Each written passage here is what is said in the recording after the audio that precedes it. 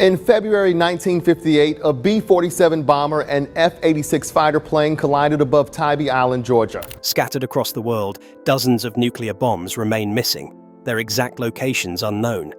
Some were lost in plane crashes, others sank with doomed submarines, and a few simply vanished without explanation. These aren't just scraps of forgotten history. They are weapons of mass destruction, still lurking beneath oceans, farmland, and possibly even underpopulated areas. One of these bombs was seconds away from detonating over a major US city. Another may be lying deep in a river supplying drinking water to millions. But here's the real mystery. Some of these lost nukes could still be deadly. Governments have searched and divers have explored, but the warheads remain elusive. What really happened to these nuclear bombs? Are they still out there, waiting to be found? Or worse, have they already been taken? The truth is more disturbing than you think. Flight 2075. On February 13, 1950, a US Air Force B-36 bomber, designated Flight 2075, took off from Eielson Air Force Base in Alaska on a top-secret mission. The goal was to simulate a nuclear bombing raid on a Soviet city, testing the US military's ability to carry out long-range atomic attacks. The aircraft was carrying a Mark IV atomic bomb, similar in design to the Fat Man bomb dropped on Nagasaki. The planned flight path covered 8,850 kilometers, taking the bomber from Alaska to Montana, then to San Francisco, before landing in Texas. However, shortly after takeoff, the bomber encountered severe icing conditions, which led to 3 of its 6 engines failing, forcing the crew to abandon the mission. As the B-36 rapidly lost altitude, the crew was ordered to jettison the atomic bomb over the Pacific Ocean to prevent it from falling into the wrong hands. The first attempt to drop the weapon failed, but on the second try, the bomb was successfully released. According to the crew, they saw the bomb detonate in mid-air as it was designed to self-destruct before impact. After the crew bailed out, the B-36 crashed into Mount Colleget in British Columbia, Canada. The US and Canadian military immediately launched a massive search operation, and while 12 crew members were eventually rescued, the wreckage of the plane remained missing for years. In 1953, a Canadian search team found the flight wreck of 2075 on Mount Colleget, accidentally, proving that the airplane crashed inland and not the ocean. A US military team was there in 1954, but could not recover any piece of the missing atomic bomb. Thus, the well-known conclusion was reached that the bomb had detonated, but under standard conditions above the ocean. Many a scholar challenged the statement later. In 2003, researcher John Clearwater and his group studied the wreckage and discovered that bomb shackles inside the aircraft were not released from their points. Therefore, the bomb had never dropped out of the airplane before the crash. This hinted that the lost Mark IV bomb was probably resting at the bottom of the Pacific Ocean. Otherwise, it became buried deep inside that mighty wilderness of Canada. Flight 2075 incident is the first and remains the only recorded case where a nuclear weapon fell off officially in history. The US military maintains that indeed, the bomb was destroyed, but no shred of physical evidence has been found to date to suggest such an event. If it is still around, the plutonium core of the Mark IV bomb will be radioactive for thousands of years, potentially leaving a massive threat to the environment and human security. It has now set an awful precedent for nuclear accidents. Here was an example of being able to lose control of nuclear weapons, even in the very early years of the Cold War. Buckle up. That was just the beginning. What comes next takes things to a whole new level. Soviet submarine K-219. On October 3, 1986, during the height of the Cold War, the Soviet nuclear submarine K-219 suffered a catastrophic accident while patrolling the North Atlantic Ocean, about 1,090 kilometers northeast of Bermuda. The disaster began when seawater leaked into one of the missile silos, triggering a chemical reaction with the liquid fuel inside a nuclear missile. This led to an explosion inside the missile tube, causing a fire that rapidly spread throughout the submarine. Despite their efforts, the crew was unable to contain the flames. forcing the captain to shut down the submarine's nuclear reactors to prevent a meltdown. With the vessel in danger, the Soviet Navy ordered an emergency evacuation of the crew. As the situation worsened, the remaining crew attempted to tow K2-19 back to safety, but despite the efforts to save the submarine, K2-19 sank on October 6, 1986, resulting in the loss of 4 crew members. The captain ordered all personnel to abandon the ship, but tragically, 4 crew members lost their lives during the ordeal. Eventually, K2-19 sank to the ocean floor at a depth of over 5,000 meters, taking with it 16 nuclear missiles, each carrying 2 warheads, for a total of 34 nuclear warheads. This meant that a significant amount of Soviet nuclear weaponry was now lost in the depths of the Atlantic Ocean, raising grave concerns about nuclear proliferation and environmental contamination. 2 years later, the wreckage of K2-19 was discovered by the sonar of a Soviet research team in 1988. The research team went for an inspection and opened several of the missile hatches. There were also traces that tools had been applied to the submarine's exterior. This raised high suspicions that someone took the opportunity to recover the warheads before the Soviets could secure the wreckage. The initial accusation of the theft of the warheads by the US was leveled by the Soviet state. However, the Navy of the United States denied the accusation, stating that they had no prior knowledge of K2-19's sinking. Some authorities believe that the salvage operation might have been conducted by some private company or, what is more possible, by some other militaries. But up to now, there is no official confirmation of what happened to the missing warheads. It is one of the most extensive nuclear mysteries today in the Cold War. Whether they are still lying somewhere on the ocean floor or secretly on land, there will be dire consequences. If they remain lost, their long-term environmental consequences would be serious, as they would leak radioactive materials into the Atlantic Ocean. If they had been recovered secretly, it would pose a serious question of who had access to Soviet nuclear technology. K2-19 incident symbolizes the havoc that nuclear weapons could wreak, particularly during an era when superpowers went to the lengths of risking total nuclear war against their arch-rivals to gain military superiority. The Palacios Incident. On January 17, 1966, a US B-52 bomber carrying 4 B-28 thermonuclear bombs collided mid-air with a KC-135 refueling plane over Palacios, Spain. The impact caused both aircraft to disintegrate, slaying all 4 crew members aboard the refueling plane, while the bomber's crew ejected to safety. As the flaming wreckage rained down, 4 hydrogen bombs fell from the sky, creating panic among local Spanish villagers who witnessed the explosions. This accident, now known as the Palacios Incident, became one of the most infamous broken arrow events in US military history, where nuclear weapons were lost or accidentally released. Of the 4 bombs, 1 was found intact, dangling from a tree, while 2 others detonated their conventional explosives upon impact, creating massive craters and spreading radioactive plutonium over the farmland. The 4th bomb, however, was missing, sparking a frantic search by both American and Spanish forces. Containing a thermonuclear warhead, its loss posed an enormous security risk and an environmental disaster if the radioactive material leaked. Believing the bomb had fallen into the Mediterranean Sea, the US Navy launched a massive underwater recovery mission, deploying submarines and deep-sea diving teams to locate it. The search turned out to be the longest in history, almost 3 months before finding it. Finally, on March 15, 1966, the site of the missing bomb was located 870 meters, or about 2,150 feet beneath the sea, which was then successfully recovered using the DSV Alvin, a deep-sea submersible. On the other hand, the contamination of radioactive materials in Palacios required a cleaning effort on a large scale, wherein the US removed over 1,400 tons of contaminated soil and sent it to a nuclear waste facility in the United States. Despite these efforts, traces of radiation can still be found in the area, and residents are still worried about the health effects in the long run. Aside from becoming public in that they would expose the dangers of airborne nuclear deployments, the Palacios incident also drove United States policy changes about how nuclear weapons would be transported. And it seriously strained US-Spain relations, because the Spanish government was just furious about their lands being contaminated with nuclear waste.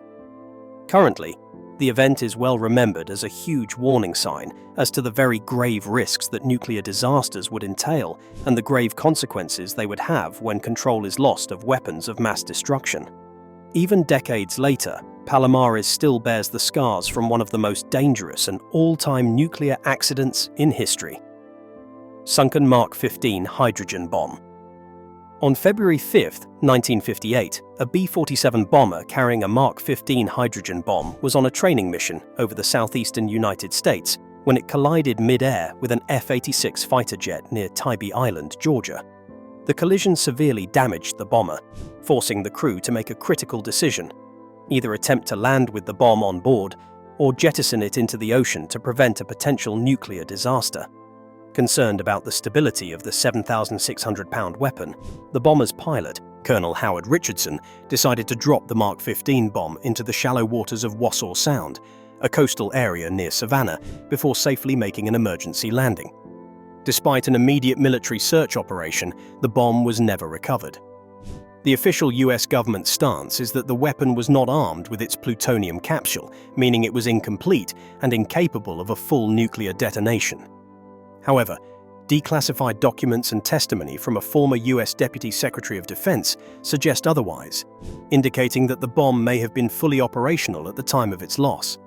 This has fueled long-standing concerns that a fully functional hydrogen bomb, with an explosive yield of up to 3.8 megatons, equivalent to 190 times the power of the bomb dropped on Nagasaki, could still be buried beneath the seabed.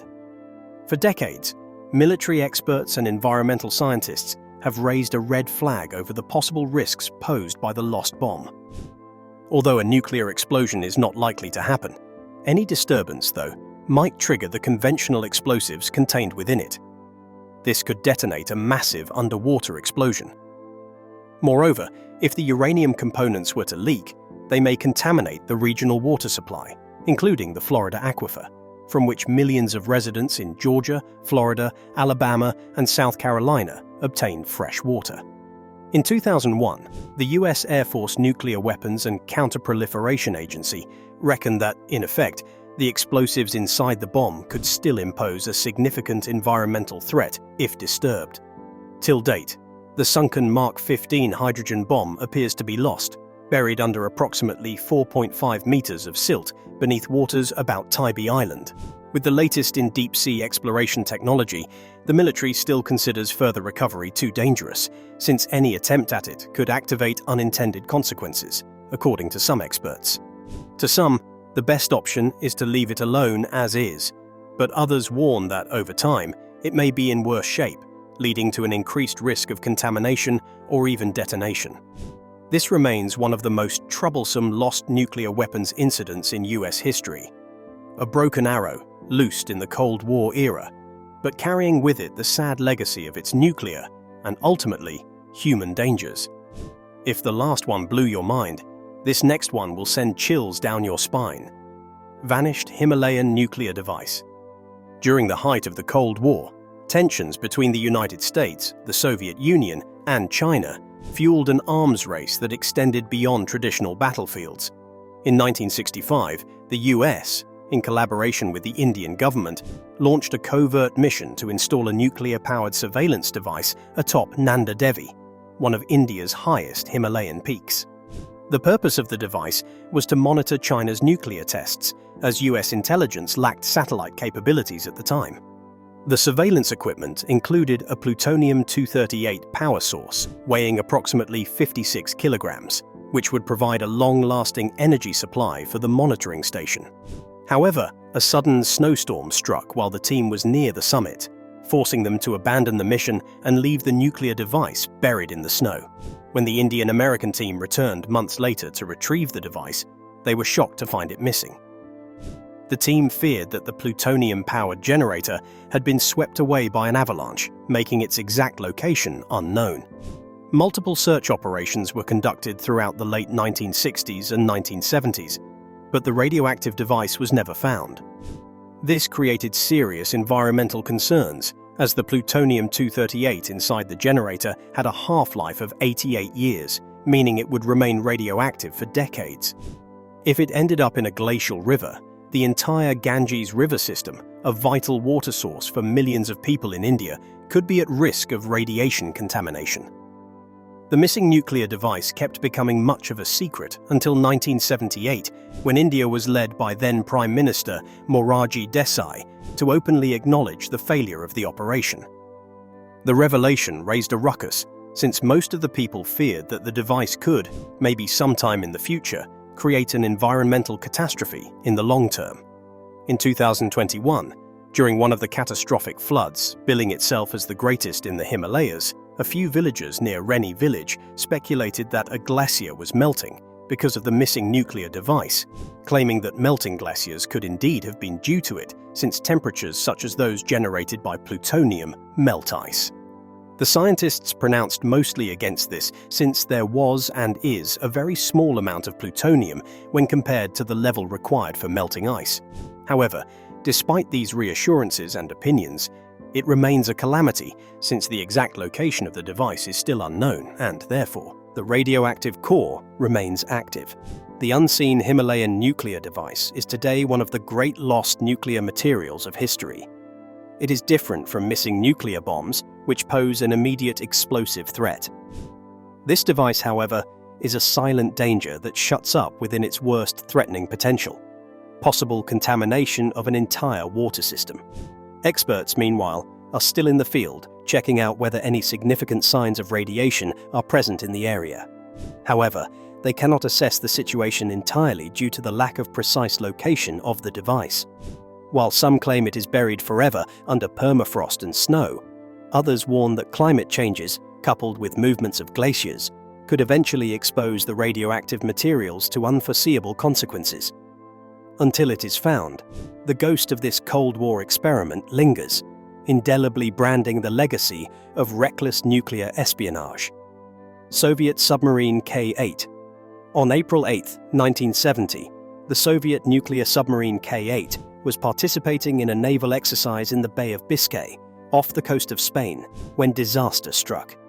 A fire broke out in 2 compartments, disabling the electrical systems and filling the submarine with toxic smoke.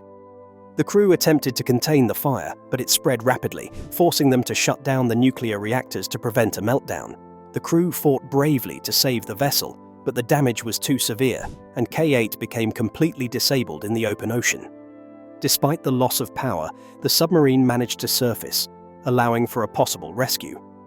However, this was only the beginning of the crisis.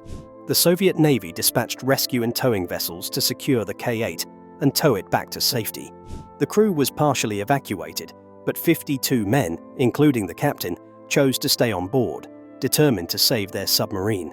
As the rescue operation progressed, the situation took a turn for the worse when severe weather moved in, bringing massive waves and strong winds. The damage to the submarine's hull was critical, and K8 began taking on water. Before the remaining crew could be evacuated, the vessel sank into the depths of the Atlantic Ocean, taking all 52 sailors and its nuclear payload down with it. When K8 sank on April 12, 1970, it carried at least 4 nuclear warheads in 4 nuclear torpedoes. These nuclear warheads, together with 2 nuclear reactors of the submarine, were put beneath the ocean floor at a depth of more than 4,000 meters. Further, meantime, Soviet Union classified the incidents, thus for years very little information could be made available. However, soon apprehensions arose about the environmental risks, since its nuclear material would eventually leak and contaminate marine ecosystems. While recovery from that depth is impossible, experts worry that the hull will probably deteriorate and radioactive materials will seep over time. Adding fuel to the fire, Jeffrey Lewis raises eyebrows about secret deep-sea expeditions that have been taking place in the areas where nuclear submarines like K8 have sunk. He suggests that it could be private organizations or even governments that might be conducting stealth retrieval operations to recover the lost nuclear warheads. With no confirmed evidence that K8's nuclear weapons have been retrieved, the existence of possible unauthorized groups gaining access to nuclear material remains a significant global security threat. If they do lie on the ocean floor, They will pose a long-term threat to the environment, but if they have indeed been retrieved, who possesses them is a different issue altogether. Among the world's many calamities involving submarines, the sinking of K8 has captured the imagination of many and lodged itself as one of the most notorious Cold War submarine disasters. It stands as a memento mori warning of what can befall vessels fueled by atomic reactors. Where it differs from the average shipwreck in notations is that a nuclear submarine sinking will not only leave a grave and life-shortening legacy, but also consequences that may repay their afflictions for decades and even centuries to come. K8's unprecedented story suggests that while much of Cold War history on lost nuclear weapons remains locked behind closed doors, the story of K8 underlines that the unknown dangers that nuclear technology presents can be very real. Be it certain that its nuclear torpedoes are either well and truly lost or have been secretly recovered. The one thing that can be said is that K8's sinking legacy will continue, haunting the waters of the Atlantic deep. The Lost Bomb of Goldsboro. On January 24, 1961, the United States came dangerously close to a nuclear catastrophe when a B-52 Stratofortress carrying 2 Mark 39 thermonuclear bombs broke apart mid-air over Goldsboro, North Carolina. The aircraft had been on a routine 24-hour airborne alert mission, patrolling the U.S. coastline as part of a Cold War defense strategy. However, while attempting a mid-air refueling, the B-52's crew reported a fuel leak in the right wing. The situation quickly worsened, and as the aircraft attempted an emergency landing, it lost control, broke apart, and began its deadly descent. Out of the 8 crew members, 5 survived after ejecting or bailing out, 1 ejected but did not survive, and 2 died in the crash. However, the most alarming part of the accident was that the 2 nuclear bombs on board were ejected as the plane disintegrated. One of the Mark 39 bombs landed in a field, impacting the ground at over 1,000 kilometers per hour and burying itself 55 meters or about 180 feet underground. Upon investigation, 3 of the bomb's 4 safety mechanisms had failed, meaning it was only 1 step away from a full-scale nuclear detonation. The final fail-safe mechanism miraculously prevented an explosion, but the sheer proximity to the disaster was a terrifying realization for military officials. Had the bomb detonated, it could have resulted in thousands of immediate deaths in North Carolina and widespread radioactive fallout affecting major cities like Washington, D.C., Baltimore, Philadelphia, and even New York City. The second bomb, however, posed an even greater mystery. It vanished without a trace. For 8 days, military personnel scoured the area in search of any fragment of the missing warhead. A portion of its arming switch and other components were eventually found, but the nuclear core itself was never recovered. The military engineers feared that continued excavation would only worsen the chances of triggering a full-scale detonation, so they decided it would be safer to allow the bomb to remain buried deep underground.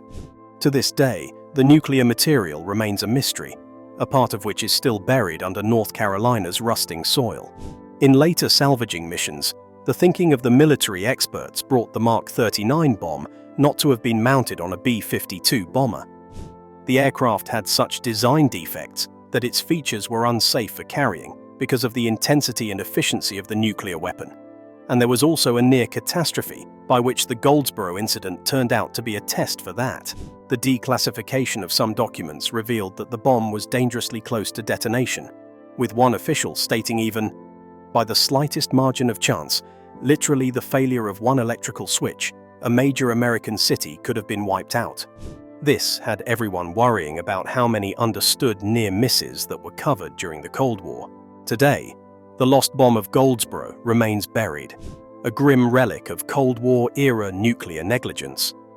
While the US government continues to downplay how much risk there is in an underground detonation, concern over the environmental contamination and safety has persisted, as the plutonium within the bomb has a half-life of 24,000 years and could pose long-term contamination risks.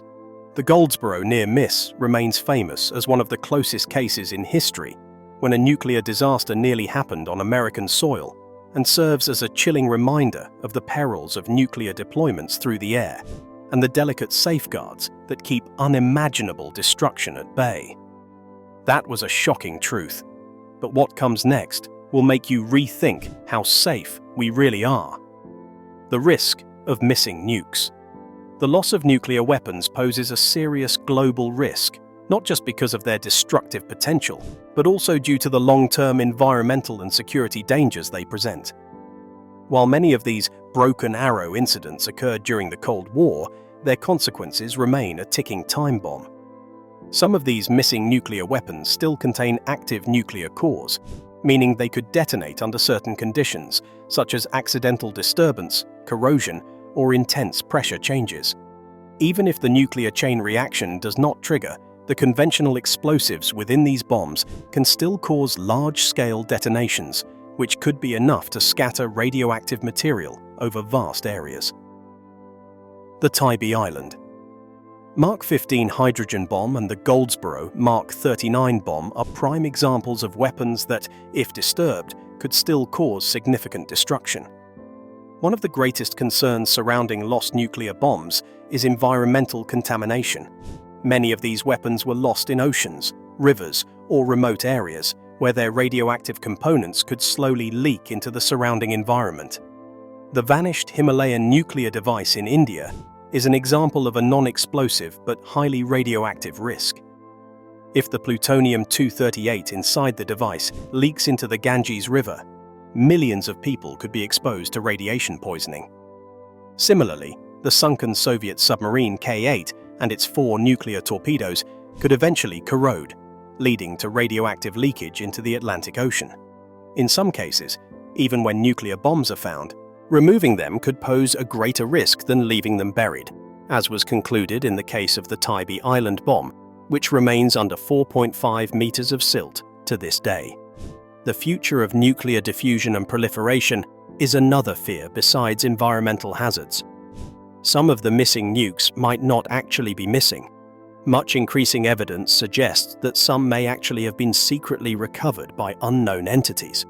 For example, when the Soviet K-219 submarine was discovered in 1988, various missile silos were open and tool marks were visible, indicating that someone might have retrieved a part of the nuclear warheads before they could be secured by the Soviets.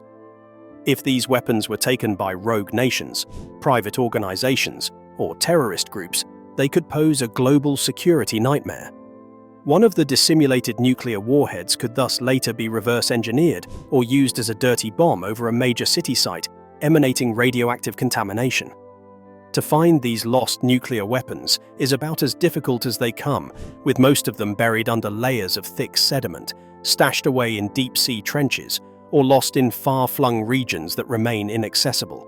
Searching for them would be a brown hare's hunt, demanding sophisticated sonar, deep-sea submersibles, and a mammoth financial backup.